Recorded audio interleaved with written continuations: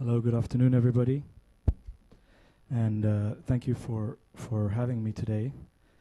I'd like to thank Omar and the team for doing a fantastic job as always. This is really a fantastic conference at the right time, and really a fantastic learning curve for all of us and a fantastic networking opportunity.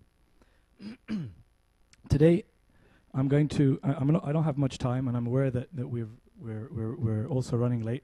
I want to focus very much on, which is I think a very important concept, and which you're all very much aware of as entrepreneurs here, product before brand.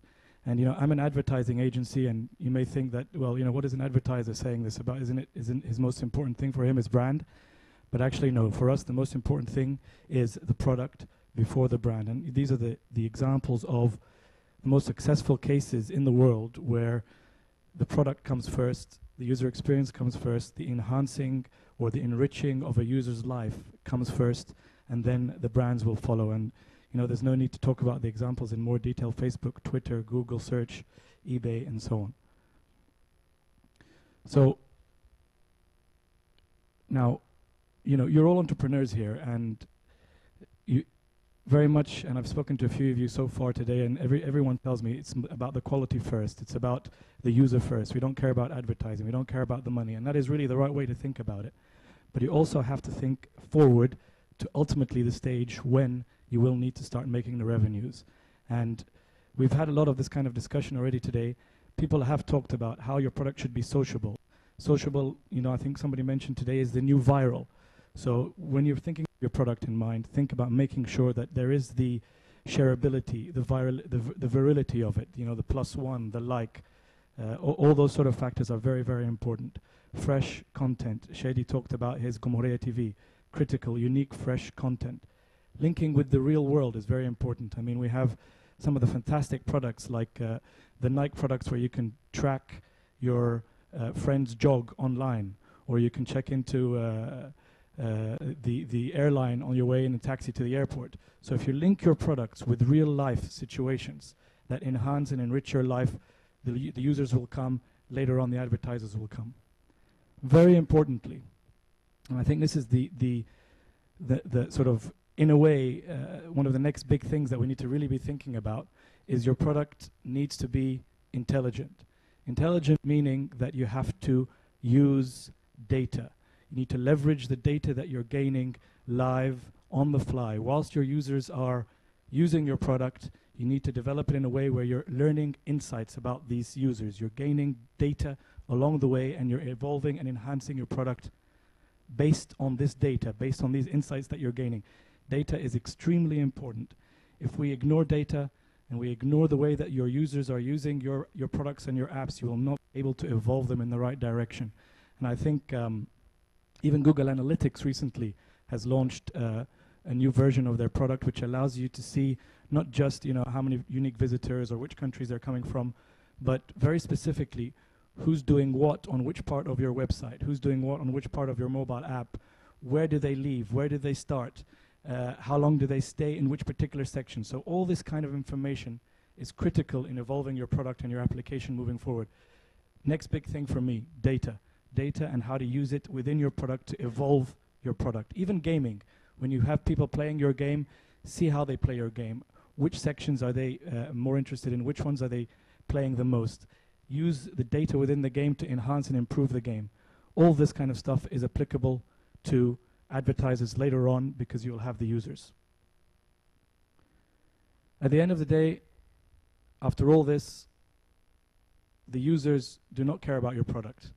The users care very much about themselves. So if your product does not improve or enhance or enrich their life, they're not going to care about it. So don't think about your product, which obviously you have to, but think very much about what are you doing to make this person's life better. Now we've heard, and I think there was quite a long couple of questions earlier on about, so what do I do? I'm a new starter. How do I get to the advertisers? How do I get to sell my ads? How do I make money from my product? I'm a small startup. And Shady and the team here, Magahed and others mentioned some ways about this. As an advertising agency, I would like to just give you a couple of quick points on that. First of all, think about what is the brand that fits your ethos. If you're there's one of the fantastic traffic applications that are out there. Ideally, you should go to an advertiser, maybe of a GPS manufacturer or a car manufacturer. So, of course, think about the ethos of your product and which brand fits it. But second of all, as a startup product, you may need to think about daring brands. You've got the really exciting daring brands like Nike, Red Bull, Mini. These are the kind of brands that you should start thinking about. These are the guys who are early adopters. They move in fast. Make your proposition as a proposition. So, package it. If you have a website, package it with your mobile application and say, take this as a package. Think about promotions. Always promote. When you try to get something into the market first, give it a trial free phase. Promote and make sure that it's value for money in the beginning. Finally, you can also get the brands to contribute. So if you're going to get a car manufacturer to sponsor your application, why don't you get him to throw in a car, winner of the 100th person to download your application wins the car. So get the brands to contribute, get them to join in. And very, very importantly, and I think this is the part that a lot of people forget, in Egypt, yes, numbers matter. If you have lots and lots of impressions, of course that's critical and that's key.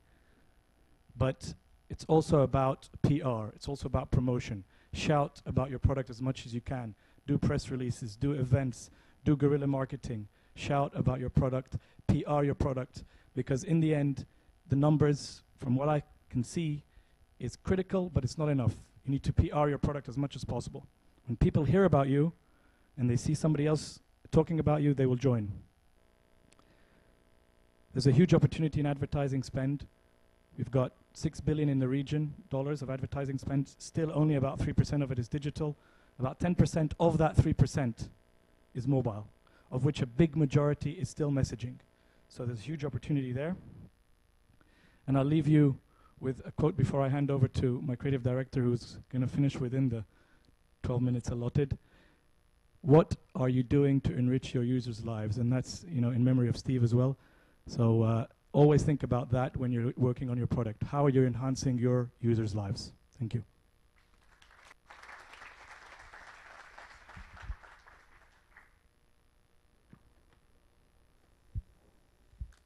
Hi.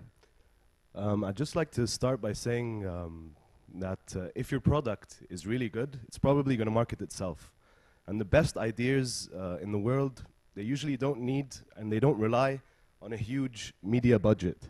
Because usually, they're going to spread themselves. They rely on people more. And I'm going to share with you now just a little case study. It's one of my favorite case studies I've ever seen. Actually, it's by an agency called Droga 5 in New York. And it was done 5 years ago, okay?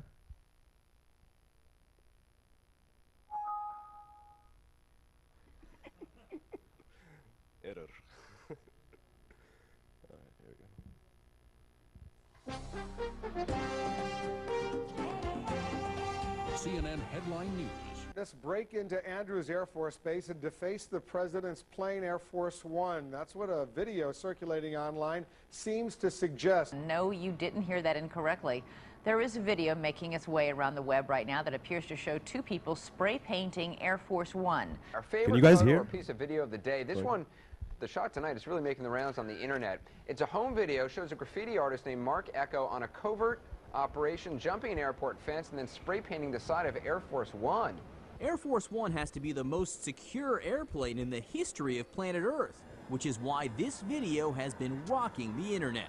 That is what looks like Air Force One. There's the security, and that's what looks like two people scaling a fence at Andrews Air Force Base. Then they get to the engine. That says still free. Those guys tagged Air Force One, which is where our story really begins. My name is Mark Echo.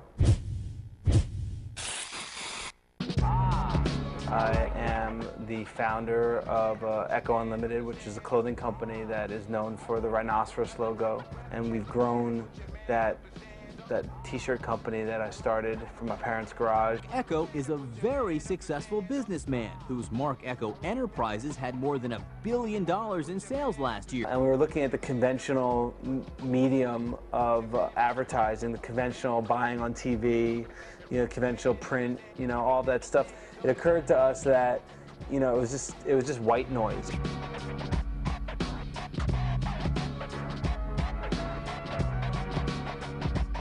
We want to do something that exploited the viral tendencies of the internet. The nature of this stunt, in a cool way, the moment we're living in right now, and really create a potential pop culture moment for us to all kind of look back on and be nostalgic about.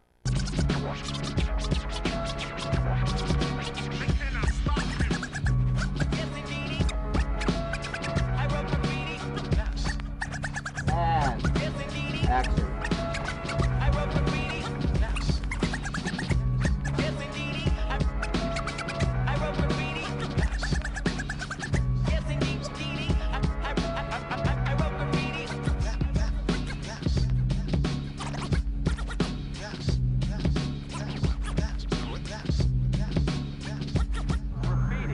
As the name itself is not an art. It's like a virus. I'm gonna knock you out. Mama said knock you out. I'm gonna knock you out. Mama said knock you out. I'm gonna knock you out. Mama said knock you out. Number one on NBC5, ABC 13 News. Mark Echo. Graffiti artist pulled off an internet hoax that even got the attention of the White House. Eyewitness News. This comes just now from WNBC. Someone spraying graffiti on President Bush's jet. On the president's plane. What were these guys doing to Air Force One? Organized by designer and entrepreneur Mark Echo. Graffiti. We also talked to the Pentagon about the video today. And it looked so authentic, in fact.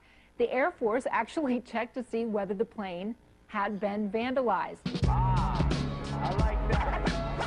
Grab a can and put your man up and stand up. Ah, I like that. Grab a can and put your man up and stand up. Ah, I like that. Grab a can and put your man up and stand up. Ah, I like that. Put your man up and stand up. Put your man up. Put your man.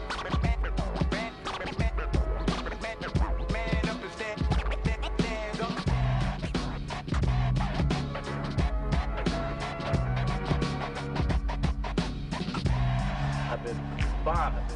I'm a fucking bomber. Who cares if my...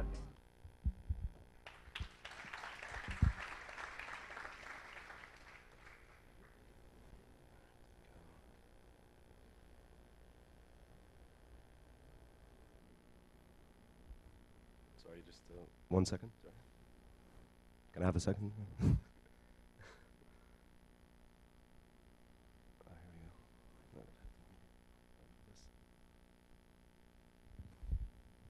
So that was Droga 5. That was an insane case study. It was done 5 years ago. What's very interesting about that is that they actually spent zero on the media. So they invested all of their money in the idea. طبعا هم أجروا طيارة بس يعني they invested money in the idea and they spent nothing on the media. And it got incredible results. At Digital Republic, this is what we usually do with media. I'm not saying طبعا that media is, you shouldn't use it. No, I'm saying media is very useful, it's proven and everything, but you need to use it right. So it's very important that you always think of the creative first and you support it with the media. And that's what we do at Digital Republic. We always come up with the creative and then we sit with the media department and we come up with a plan, and usually that gets you much, much higher click-throughs. I'm going to share with you another case study now that we did for Axe Middle East.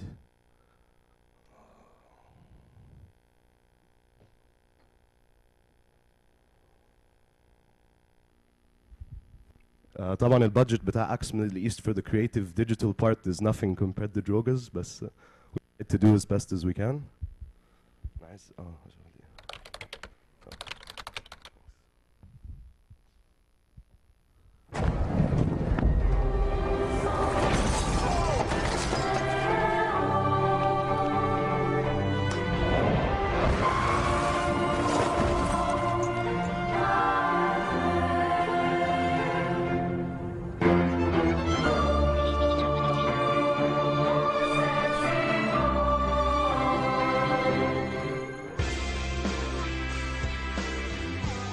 In 2011, we were were asked by Axe Middle East to launch the new Axe Excite fragrance on digital channels.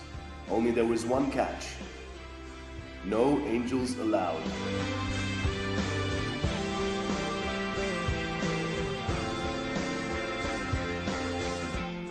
Angels were very creative friendly, but we had to come up with another solution.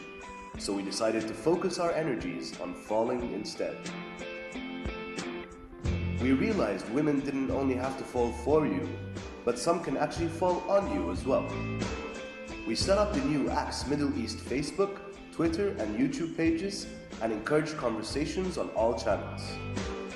We created a game called All Will Fall, where the goal was to try to survive the falling women for as long as possible. The game went viral on Facebook with 9,677 people signing up to play, and every user playing an average of 9 times. Axe Middle East liked our falling strategy so much, they ended up using it in the rest of our above-the-line communications in the region. Our creative media was very successful, recording a click-through rate that was 5 times the industry average. We also managed to get 31,511 new fans on the Axe Middle East fan page.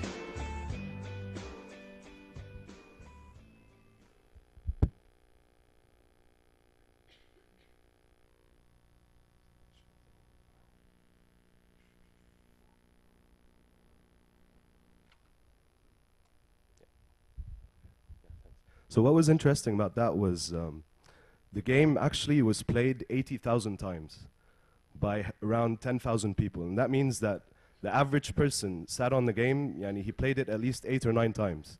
So the media, it can drive you to the content, but the content has to be appealing enough for you to stay. And that's part of our jobs as well, that, okay, the media is going to drive you there, but we need to keep you there. Okay, so in conclusion, just make sure your product is useful and kick-ass. Make sure your creative is kick-ass. And make sure you think of your media. You integrate the media with the creative and come up with the creative first and then allocate afterwards. And in this day and age, it's really important for you to take risks. Forget about the guidelines. Crazy is in. So yeah, grow a pair. Thank you very much.